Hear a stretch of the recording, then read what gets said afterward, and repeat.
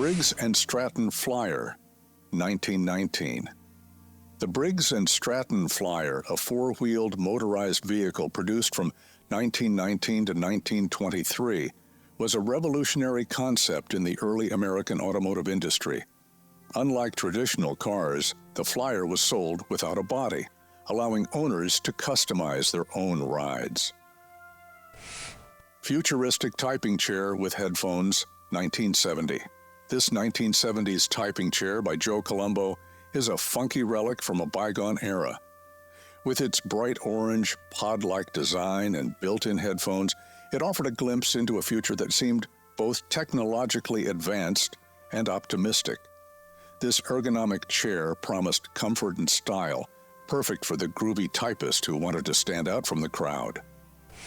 First female staff photographer, 1930. Pioneering photographer Margaret Bourke White shattered barriers as Life magazine's first female staff photographer. Her early work captured the stark realities of the Depression era, while her technical mastery and artistic eye produced iconic images throughout the 20th century. She wasn't just a photojournalist, Bourke White became the first accredited female war correspondent documenting World War II from the front lines. Princess Elizabeth's Wedding Portrait, 1947. Princess Elizabeth's 1947 wedding portrait captured the spirit of hope and renewal following World War II. Clad in a magnificent gown with intricate details, the portrait showcased both the grandeur of the occasion and the quiet confidence of the future queen. Widely displayed in homes and public spaces, the image transcended a simple portrait, first model to make $100,000 a year. In 1952, Susie Parker became a legend. Not only was she a captivating fashion icon gracing the covers of Vogue and Harper's Bazaar, but she also shattered financial barriers as the first model to earn a staggering $100,000 a year.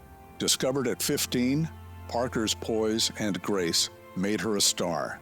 African-American police officer in New York City, 1911. Samuel James Battle shattered racial barriers in 1911 by becoming the first African-American police officer in New York City.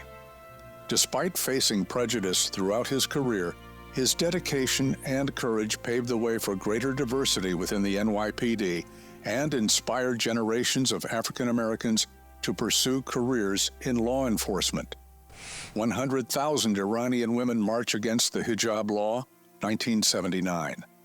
There is a well-documented protest that took place on International Women's Day in 1979, just the day after the Iranian government mandated that all women wear a headscarf in public. Estimates suggest thousands of women participated in the protest, which lasted for several days. A Red Cross nurse, writing down last words, 1917. A picture is worth 1,000 words, and this one captures the somber reality of World War I. A Red Cross nurse in her instantly recognizable uniform kneels beside a soldier on the brink of death. His pain is evident, but the determined nurse holds a notebook and pen, ready to record his final message. These last wishes for loved ones back home were documented by the nurses who offered comfort in a time of unimaginable hardship. Sir David Attenborough. As a young man, 1950s. Here's an image of a young David Attenborough in the late 1950s. His passion for the natural world is already evident in his gaze. This image captures him at the beginning of an illustrious career that would span decades. The late 1950s saw him embarking on his first expeditions abroad, forming the foundation for his signature blend of scientific knowledge and engaging storytelling that would captivate audiences worldwide. Annette Kellerman promotes women's right to wear a fitted one-piece bathing. In 1907, while at Revere Beach in Boston, she was arrested for indecency for wearing a self-designed one-piece bathing suit that revealed her bare legs and arms. This act of defiance brought attention to the restrictive swimwear women were expected to wear, which often resembled long dresses and made swimming difficult. Grand Central Terminal. The architectural marvel, Grand Central Terminal bathed in sunlight, was a common sight in 1929. The lack of skyscrapers around the terminal allowed for natural light to flood the main concourse through the large windows on the ceiling, also known as the celestial ceiling. This is because the terminal was built between 1903 and 1913, a time when the surrounding area was not yet dominated by towering buildings. Sally Wadsworth working on the fuselage of a P-38 Lightning. There are some doubts about the authenticity of the image. Labeled Lockheed Martin, employee Sally Wadsworth working on the fuselage of a P-38 Lightning in California in 1944. There's no denying the significant contribution of women like Sally Wadsworth during World War II. Nicknamed Rosie the Riveter, these women entered the workforce in massive numbers to fill the gaps left by men deployed overseas. They played a vital role in manufacturing aircraft like the P-38 Lightning, a powerful fighter jet crucial to the Allied victory, visiting quarantined family and friends. This 1905 photo by Anders Beer Wilse captures hospital visits in a bygone era. People stand outside barred windows at Ullevål Hospital in Oslo, likely quarantined from loved ones due to illness. The somber mood reflects the seriousness of the situation. While specifics about the illness are unknown, the image offers a window into historical quarantine practices. Today, hospital visits are more controlled, but the desire to connect with loved ones during illness transcends time. San Francisco's iconic Cliff House. This image depicts San Francisco's iconic Cliff House shortly before it was devoured by fire in 1907. The grand structure perched on the cliff edge was the second iteration of the Cliff House, built in 1896 after a fire had destroyed the original building in 1894.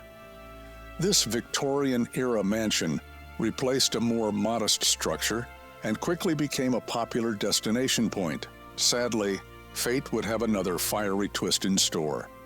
Teranova Expedition, Ice Grotto, 1911.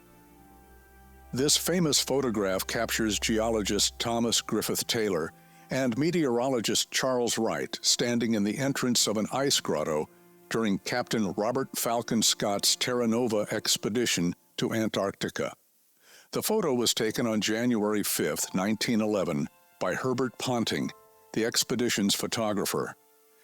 The image is notable for its depiction of the harsh beauty of the Antarctic landscape and the explorers' dwarfed presence within it. Female snipers. Of the Third Shock Army, there isn't a verifiable image available specifically depicting the female snipers of the Third Shock Army. This could be due to privacy concerns, the chaos of wartime, or the propaganda focus on male soldiers during the Soviet era. However, female snipers played a crucial role in the Red Army's victory. They underwent tough training, and some, like Lyudmila Pavlichenko, with over 300 kills, were incredibly effective, a mother and baby of family. This photograph, taken by Carl Meidens in March 1936 for the Farm Security Administration, depicts a mother and her baby living in a field near U.S. Route 70, close to the Tennessee River. The image is a stark portrayal of the poverty and hardship faced by many Americans during the Great Depression. The mother's gaze looks out of the frame, expressing a sense of weariness and resignation. The baby rests in her arms, a symbol of hope and vulnerability amidst their difficult circumstances. A British soldier with his 8-month-old daughter. This heartwarming image captures the joy of reunion amidst the aftermath of war. A British soldier, likely just returned home from World War II in 1945, beams down at his 8-month-old daughter in her mother's arms. The soldier's uniform hints at the sacrifices made, while the baby's curious gaze embodies a future free from war. The image represents the hope and new beginnings that followed the Allied victory. Night Witches, fearless Russian female pilots, 1941. The Night Witches, a regiment of Soviet female pilots during World War II, defied expectations and became a nightmare for the Nazis. Initially doubted for being women, they mastered flying small biplanes at night. Nicknamed Night Witches by the Germans for their surprise attacks, they flew over 23,000 missions, disrupting enemy forces despite the dangers. The Night Witches stand as a testament to the bravery and impact of women in World War II. Kesha Thomas Protects an alleged Ku Klux Klan supporter. The famous photo depicts a young Kesha Thomas, then 18 years old, kneeling on the ground in 1996. She's bravely placing her body over a white man wearing a Confederate flag shirt who is being attacked by a crowd. The image is a powerful symbol of nonviolence and standing up for what's right, even in the face of anger. A Native American mother and her child. The 1900s were a time of great hardship for many Native American people.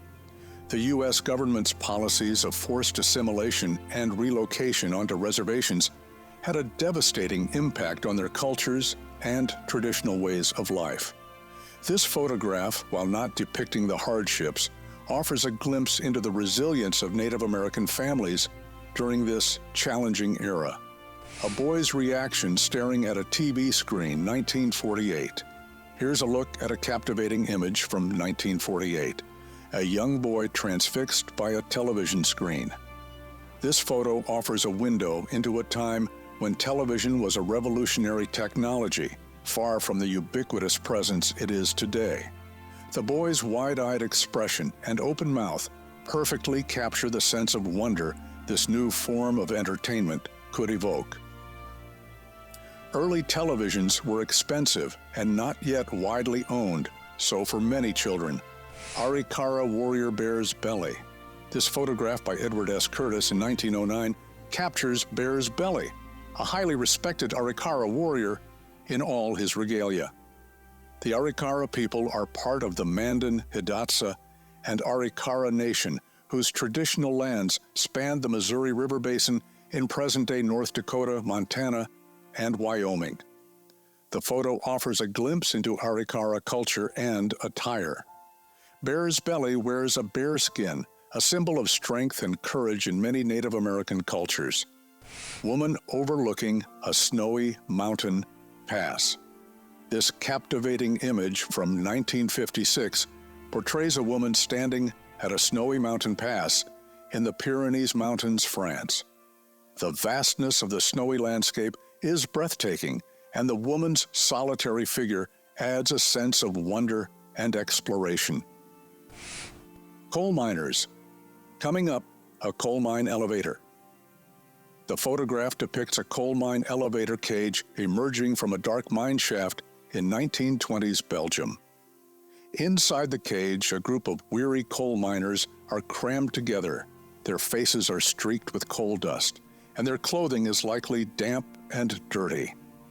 The harsh light filtering down the shaft illuminates their exhausted expressions.